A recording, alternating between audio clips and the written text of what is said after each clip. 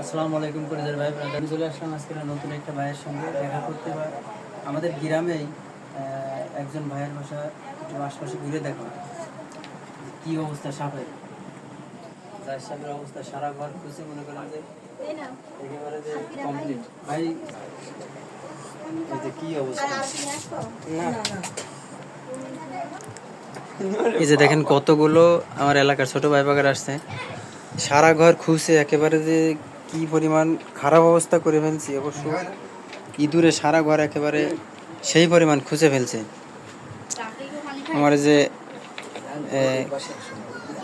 গণ্যমান্য একটা অবশ্য খুব এক্সপার্ট ভাই, ভাইয়ের বাসা কোন জায়গায়? আমার বাসাটা হচ্ছে জন্মভূমি ডুমুরিয়া থানা।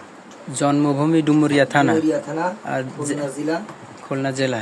আমি ডুমুরিয়া থানার পাশে আমার বাসা আইতলা। আচ্ছা, খুলনা জেলা বা যশোর জেলা।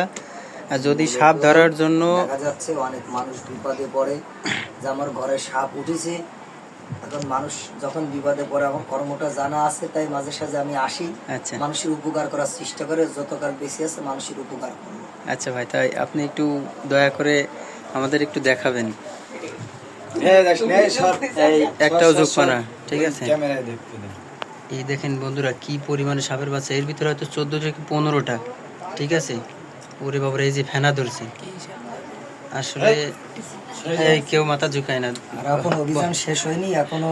হ্যাঁ, আজকে রাত গেল, আবার কালকে সারা দিন হয়তো এই অভিযান চলতে পারে। আচ্ছা, তো আছে ভাইয়ের নামটা? আমার নামটা মোহাম্মদ মিলন শাহ ফকির, মিলন বললে সবাই চেনে। আচ্ছা, কবিরাজ মিলন। এই সাপ ধরার জন্য আপনাকে যদি বাংলাদেশের 64 জেলায় আগমন করা হয় তো ইনশাল্লাহ আপনাকে পাওয়া যাবে। বিপদে পড়ে আমাকে ডাকলে ইনশাল্লাহ যাব। তো ভাই, ঘর বাড়িতে মানুষ বিপদে পড়ে ডাকে, তখন আমার যেতে হয় ইনশাল্লাহ। এগুলি ধরি।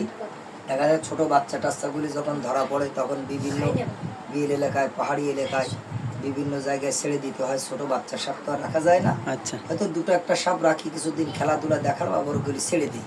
আচ্ছা, এগুলো কামড়াইলে প্রাথমিক চিকিৎসাভাবে আপনাদের মতামতে কোন জায়গায় যাওয়াটা সব থেকে উত্তম? সব থেকে উত্তম দেখা যাচ্ছে আমাদের যে কর্ম, আমরা তো ঠিক মতন এক জায়গায় থাকি না, বিভিন্ন জায়গায় থাকি। আচ্ছা, হয়তো অনেক সময় আমাদের ডাকলেন, আমাদের প্রাথমিক চিকিৎসায় মানুষের অনেকটা উপকার হয়। কিন্তু এখন বর্তমান যেটা ডাক্তারি মতে, এই যে ভ্যাকসিন বের হয়েছে, আচ্ছা, মানুষ আপাদে বিপদে পড়ে, তাড়াতাড়ি ডাক্তারের সম্মত হইলে দেখা যাচ্ছে ভ্যাকসিন দিলে আল্লাহ রহমতে, আল্লাহ মাফ করার মালিক, আল্লাহ মাফ করবে। আমাদের কাছে আসলে আমরাও ট্রিটমেন্ট দেই। তা দেখা যাচ্ছে আমরা তো সবসময় এক জায়গায় থাকি না, হয়তো সবসময় সময় পাই না, তারপরও চেষ্টা করি, বাকি আল্লাহর ইচ্ছা।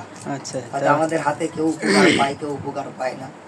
তো রোগী হয়তো সুস্থ হয়ে যায়, কোনোটা সুস্থ হয় না। আমাদের কামড়ালি, আমাদের প্রাথমিক চিকিৎসা করি, হয়তো আল্লাহ হাতে বাঁচিয়ে রাখে বা সেভাবে বেঁচে আছে, বাকি আল্লাহর ইচ্ছা। আচ্ছা, আচ্ছা, আপনাদের মতামতে যেহেতু যেটুকু বুঝলাম, সব থেকে হয়তো ডাক্তারি ব্যবস্থা নিলে অবশ্য ভালো হবে, তারপরেও আপনাদের কাছেও অনেকটাও ভালো হবে। যাই হোক, ভাইয়ের নাম্বারটা, মানে সাপ ধরার জন্য যে কোনো জায়গায় যদি ভাইকে আগমন করা হয় তো ইনশাল্লাহ অবশ্যই পাবো। ভাইয়ের নাম্বারটা একটু স্লোলিভাবে আস্তে আস্তে বলবেন।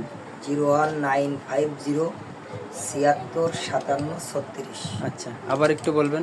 01950 76 57 36। আচ্ছা, এই নাম্বারে ভাইয়ের নাম মিলন। আচ্ছা, এই নাম্বারে মিলন ভাইকে যদি সাপ ধরার জন্য, এই নাম্বারটা মিলন ভাইয়ের নাম্বার, যদি কারোর সাপ ধরার প্রয়োজন হয়, কারোর ঘর বাড়িতে বা আশপাশে মানুষ বিপদে পড়ে, যেখানেই আপনারা ভাইকে আগমন করবেন, মিলন ভাইয়ের নাম্বারও দিয়ে দিছি, ইনশাল্লাহ যাওয়ার জন্য চেষ্টা করবে। হ্যাঁ, যাওয়ার জন্য চেষ্টা করবে। সবাই একটু যদি দেখা পান বা সমস্যায় পড়েন তো এই ভিডিওটি দেখে সবাই একটু ভাইকে আগমন করবেন। ভালো থাকবেন।